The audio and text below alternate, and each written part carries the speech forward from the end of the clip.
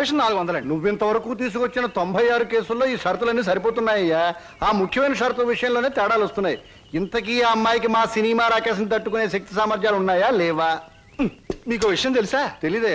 అస్సలు ఈ అమ్మాయిని తట్టుకునే శక్తి సామర్థ్యాలు మీ ఆవిడ గారికి ఉన్నాయా లేవో ముందో తెలుసుకోండి. నా కమిషన్ 400 నాకు ఇవ్వడానికి ఏ అభ్యంతరం లేదు. ఇంతకీ అమ్మాయి ఎక్కడ ఉంది? రైల్వే స్టేషన్ లో ఉంది. అడ్రస్ ఇచ్చాను, ఈ పాటికి వచ్చేస్తాను. ఆహా.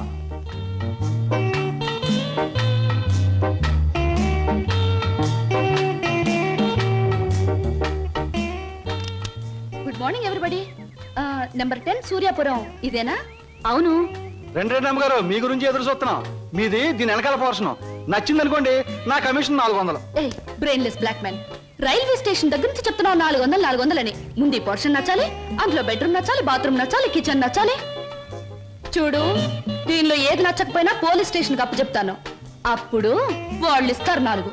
ఏంటి పోలీస్ స్టేషన్ లో అప్పు చెప్తావా? అవును. నన్నే?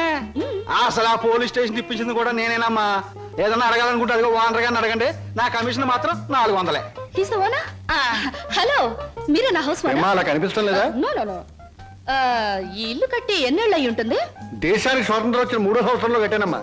అరే, ఇంటి పక్కన రైల్వే ట్రాక్ కూడా ఉంది. ఆ రైళ్లు వెళ్ళాలిగా, అందుకని. ట్రాక్ పక్కన మీరు ఇల్లు కట్టారా? మీ ఇంటి పక్కన ట్రాక్ వేశారా? అసలు ట్రాక్ మీకు ఏమిటి సంబంధం? చూడమ్మా, నేను స్టేషన్ మాస్టర్ గా పనిచేసి 30 సంవత్సరాల తర్వాత రిటైర్ అయ్యాను. రైలు శబ్దం వినిపించకపోతే నాకు నిద్ర పట్టదు. అందుకనే ట్రాక్ పక్కన ఉంటున్నాను. మామిడికాయలు బాగున్నాయే.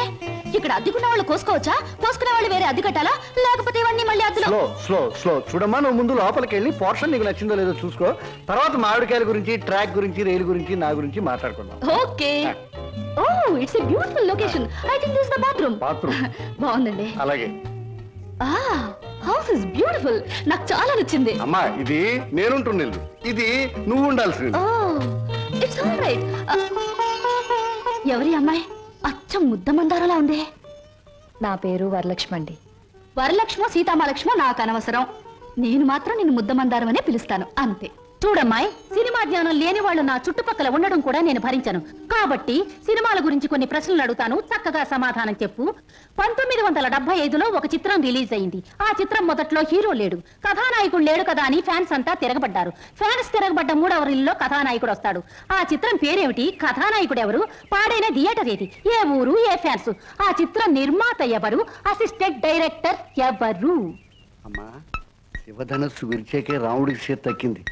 మా ఆవిడ నోరు ముయించాకే నీకు ఈ వాట దక్కుతుంది. ఆంటీ, మీరు అడిగిన ప్రశ్నలన్నిటికీ నేను జవాబు చెప్తాను.